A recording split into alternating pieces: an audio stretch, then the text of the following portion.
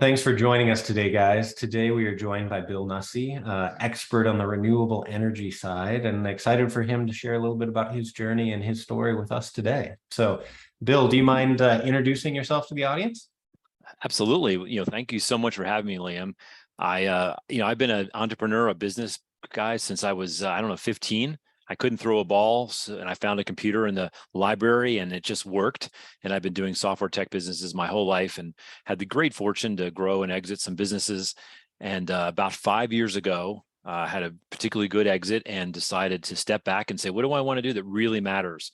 And I said, I want to find the most exciting industry I can find, and also an industry that makes a really positive impact on the future. And I found clean, what we call local energy in this book that I wrote. And so I supposed to be 1 year, spent 4 years writing a book. That's probably not something I would advise anyone to do, but the book's out, it's done well. And it's been a real privilege to be a part of this, this awakening that energy is actually going to change the world. And it's fun. And it's great to get up every day being part of an industry that's changing the world. That's awesome. So entrepreneur at a young age, what took you into software specifically? I will never forget when I first sat down in front of a computer. I was socially awkward, didn't have a lot of friends, had no sports abilities, which was pretty tough back in those days. And I just sat in front of the computer and started punching on it, and it made more sense to me than anything I'd ever done in my life. And honestly, I never looked back. And I was so lucky to be born when I was, and to discover something quite accidentally that it was like an instrument to me, and I just discovered I could play. And so I've been doing, I don't program anymore. I like to say I got demoted to management back in my 20s. And so I've been stuck in executive jobs ever since then, just sort of looking jealously at the programmers who get to do the real work. But I've also done other things. Now that I'm in clean energy, I get to play around with much more than just software. It's a lot of fun. Very cool. So as you went on your journey and you started getting to that point where, you started having more money, you had more profit, cash flow, right? Whatever, either for yourself personally or for the business. What was your framework in terms of, how you invested it and where you allocated? Well, there's a personal and a business side, and everything I've done, except for the company I started in high school, was venture capital backed. And I've been a venture capitalist, and I will be a venture capitalist again. And so, but I know all the jokes, and many of them are deserved. And so, when you have venture capital investors, it's the term is GBF, grow big fast, and the measurement of exits for the venture capitalists is typically unrelated to cash flow and very related to growth rates. So the mantra is grow, grow, grow, grow. And obviously, I had a lot to say about it as the CEO. But when you're competitors, you've got 3 or 4 competitors, racing towards the finish line next to you, and they're venture capitalists are inserting money in them. You first have to step back and say, thank goodness we have a team and a business and customers solid enough to be worthy of this money. But then you put it in, your butt's on fire, you got bugs in your teeth, and you're just running forward. But I'll tell you, but there is, I think, a pretty related aspect personally, and along the way, I had the chance to sell some of my stock to investors that were eager to get in, and there wasn't room to bring in more traditional venture because we didn't need it. And so I made a very big decision when my kids were in their middle school age to sell some of the stock. And people thought that I was crazy to do it because there was a strong chance that the company would do very well, and it did, and I'd be leaving money on the table, so to speak. But I did it. And I got to tell you, what happened, we sold the money, I got the check. It wasn't quite $1 million, but my kids' college was paid for. And that was one of the most powerful, freeing moments of my life. And would never have guessed how much it changed and how much it led for me to be able to take the leap into clean energy and become an author and all these things. Because for the very first time in my life, I felt like I didn't need the business to be 100% successful. I wanted it to be, and it was, but I was able to say the most important things in my life were taken care of. And I could then take some risks. And what I think my colleagues, friends, family would tell you, that after I took that money off the table, I was willing to embrace even more risk in the business rather than less. It was the opposite of what you'd think, but I felt emboldened. I felt like, you know what, I'm not gonna have to worry about being homeless. If I'm exaggerating, but I really felt like I had a plan, so I doubled down, and that created, I'd say, that attitude helped create some of the big success we ultimately had when we sold the software company I'm talking about to IBM. As you look back, you mentioned friends and family. Did the relationship with the board change and the strategic decisions that you were making and how hard or slow you were pushing or they were pushing as a result of that new comfort that you had? I think that was transparent to them. I don't think they saw it. My friends and family did. The board didn't. But it was interesting. The board had, for a long time, had a let's generate profits to some degree, which at the time in venture capital and high tech growth company history was mixed. There were some people thinking that profitability was the best way to go, a little bit of profitability, and others were like spend, lose all the money it takes to grow. And my board was probably as conservative as they could be. So we were actually building cash in the company, and our competitors weren't. Our competitors were famously telling the marketplace and that for every dollar they sold in revenue, they were investing $2 in the business. Essentially, they were losing 100% profits, 100% losses. And this was a badge for them. This was a come work with us. And this was, listen, I can grow a fast company. I grew it before this company. I grew the company 250% a year from 10 million to 500 million. So I can grow a company when that's the thing to do. But this was insane. So what we did is everyone, the board, me, and executives, we got comfortable investing more, and it was the right time, and things took off. We were still profitable, but things took off. And a few years later, we sold the company to IBM for a wonderful return, more than anybody expected. And then it became the IBM Marketing Cloud, and that's a whole nother chapter in my personal and in the company's history. But it was the question of profitability with Liam was just. I'm glad you have a podcast on it, because what do you do personally? What do you do professionally? It's super difficult. No, I don't know if there's right answers. Oh, there's definitely not a right answer, right? But I think it's finding what works for each person, right? That gets them to a point where they feel free, right? That they feel emboldened, taken care of from the family, right? Whatever that looks like. And it's different for each person, for sure. But there's a thesis that people have that I vehemently disagree with. I wrote a book for my kids before the book that you and I found each other about, but it was about how to live your life. And I said that there's this age-old idea of the burn the ships, that if you really want to take a risk, if you really want to be successful, you got to get rid of all backup plans and just go for it. And anybody that's ever put that in front of me, I come back to them and say, that's the dumbest thing I've ever heard. And if you need desperate, abject failure to push you forward, then you might benefit from having some therapy. And I can just tell by the questions you're asking that, it's easier to take bigger risks. It's easier to see with more clarity when you have a degree, when you have a foundation. And that's certainly been my experience. And I'm very pleased. We've had, I've overseen several companies, and we've had some great exits. I took one public as CEO and got to ring the bell in the stock market and did all that. And I've always have a plan B. That's kind of one of my things. And I always make sure that we're not going to have to go begging for somebody else's cash. So I think there's a balance in there, just like you said. I am very much a believer that the fear-driven anything, motivation, et cetera, just creates bad decision-making, right? And so financially, right, that creates a lot of pressure for people, right? Where there's a fear of not being able to take care of the kids, not put food on the table, right? And that drives bad decision-making where incentives aren't aligned to overall purpose in my mind. And so I agree. I like to strip that out as much as possible. But when we're talking about your exit, how long did it take to kind of build the company and exit the company? Because we hear about stories where it's like, oh yeah, it's here and we've sold and 3 years and I'm a unicorn.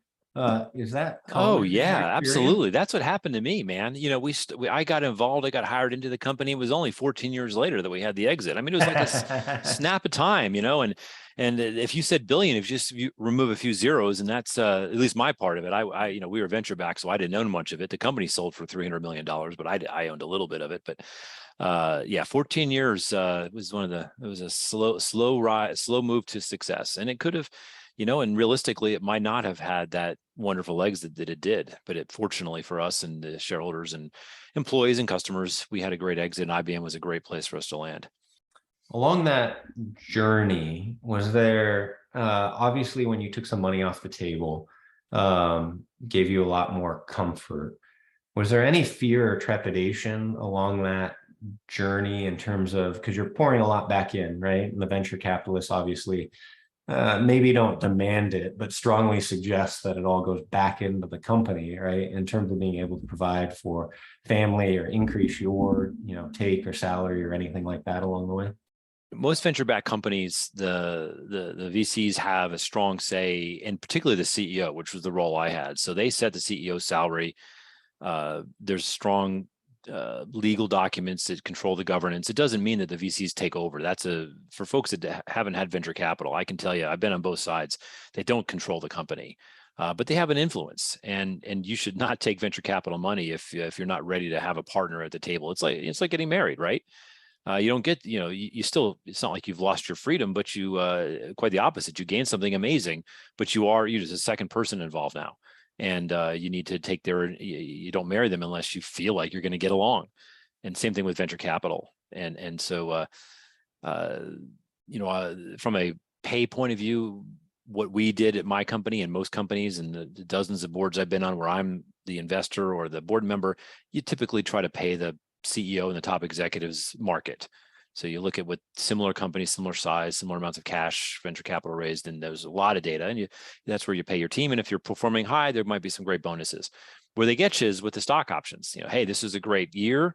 We're going to shower a few more stock options on you, and that's where you get the long-term goal benefits if the company's successful in the long term. And I was lucky in that regard too.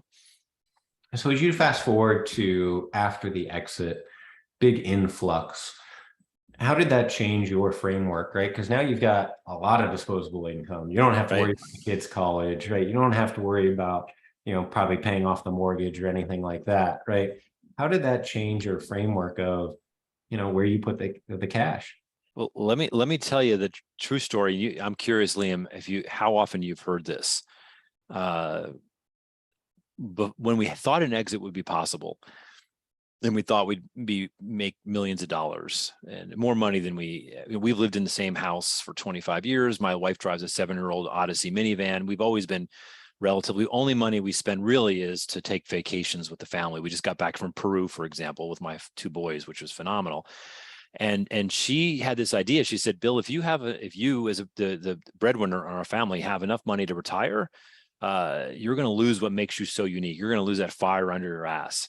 So she said, I'm going to propose to you and frankly twist your arm, and we're going to put the bulk of the money and we're going to give it away.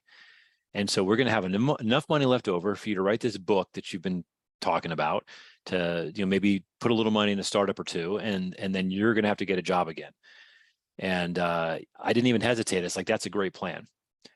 And so, the day the deal closed, a very large chunk of the money went into a family giving plan. As you know, if you know the way those work, you can't take it out and buy something. It's dedicated to nonprofits only. And Liam, I could not have imagined how much I would enjoy, how rewarding and how happy I was that we had done that on both sides.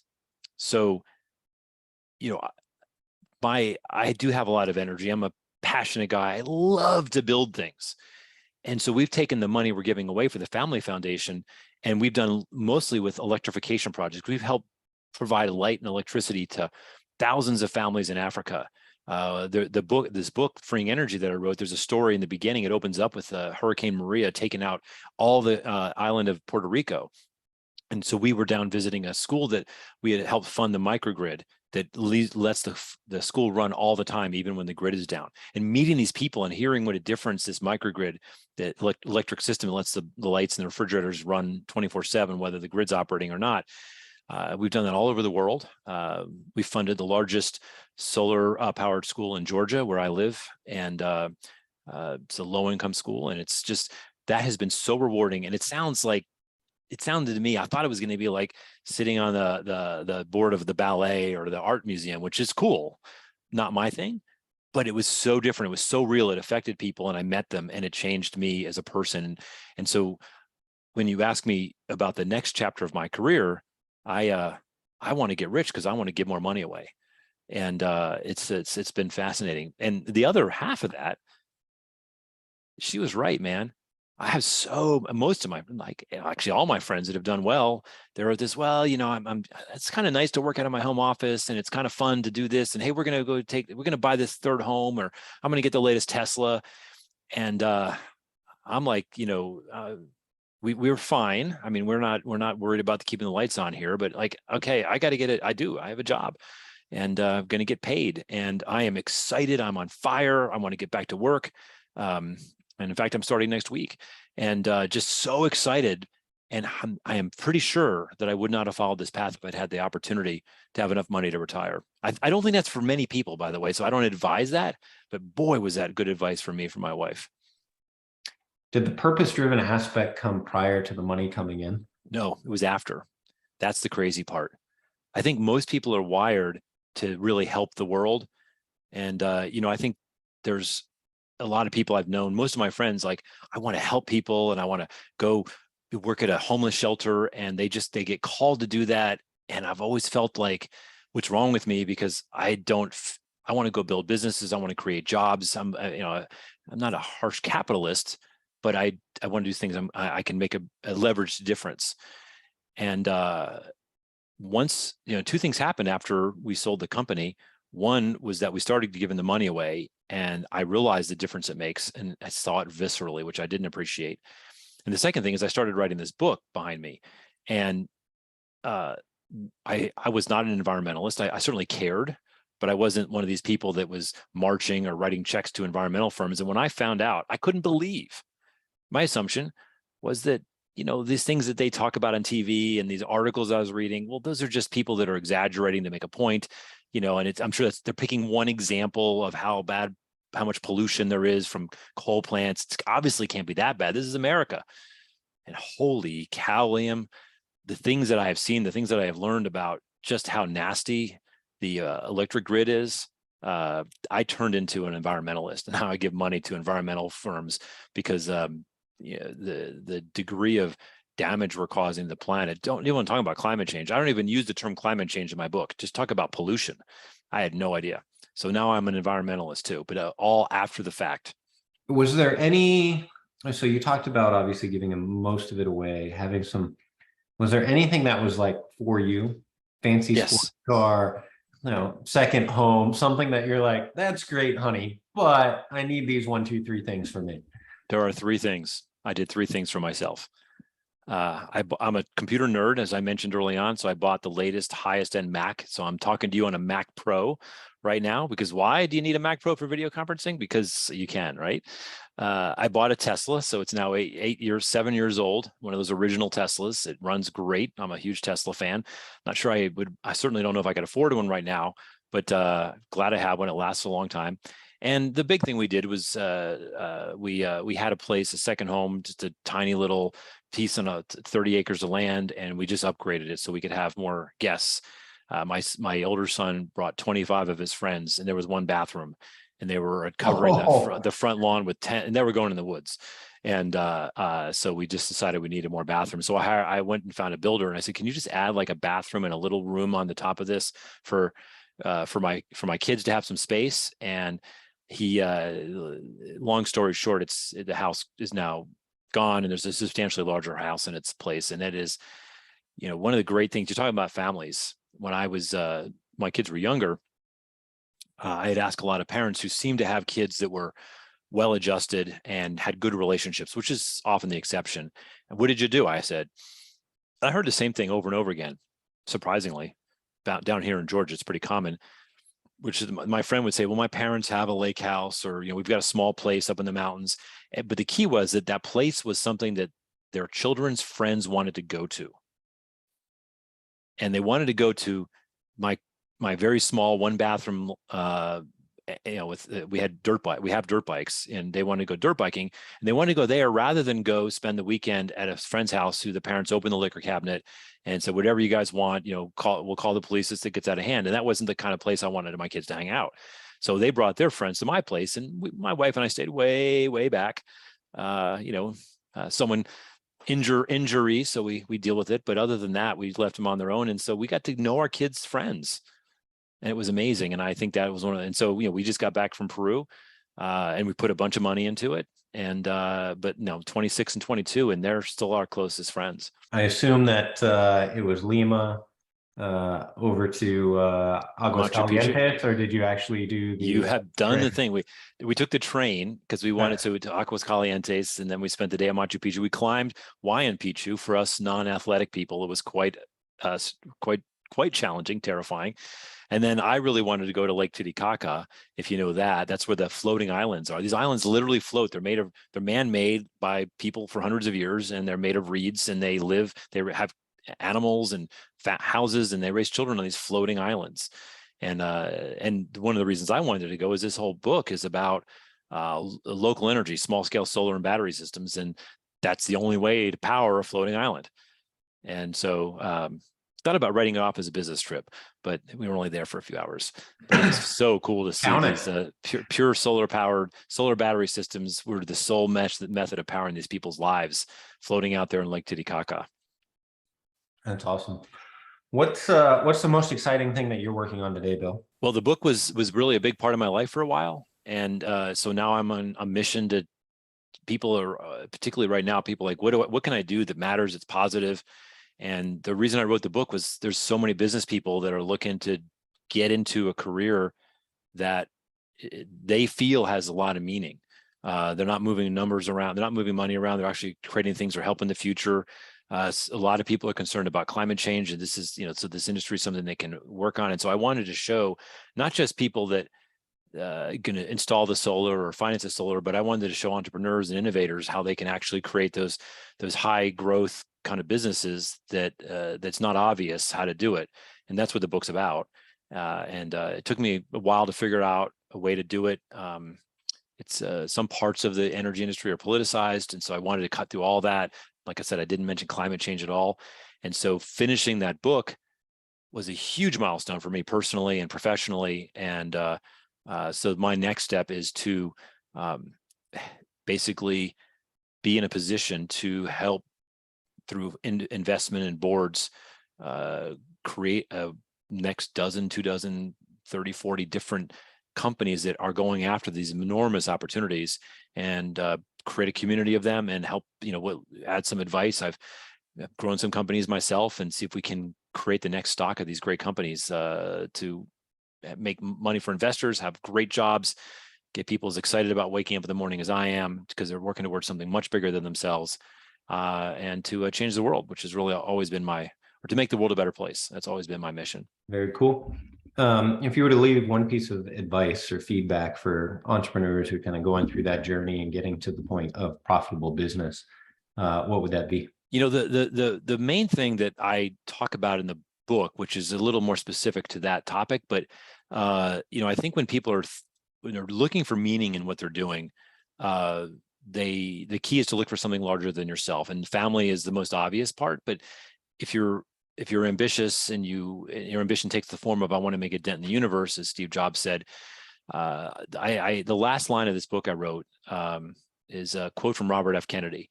And it talks about why you as an individual can make a difference in everything, including the transition to clean energy. And it goes as follows. Few will have the greatness to bend history itself, but each of us can work to change a small portion of events. And in the total of all those acts will be written the history of this generation. And to me, that's the future of this next generation of energy. And it's not about giant companies and giant government. It's about individuals and families and communities. And we're going to do to energy what personal computers did to mainframes. Going to turn it inside out, upside down. And make it much smaller then, hopefully, too. Yes, sir. What's the best way for the audience to be able to connect with you, Bill? I've got a big website. I've got podcasts. I've got articles. So freeingenergy.com. It's not free energy, although there's a lot of that talked about in the book because solar and batteries are awesome. But freeingenergy.com is the first place to go. Awesome. Appreciate your time and your insights today, Bill. Great to be here. Thanks for having me, Liam.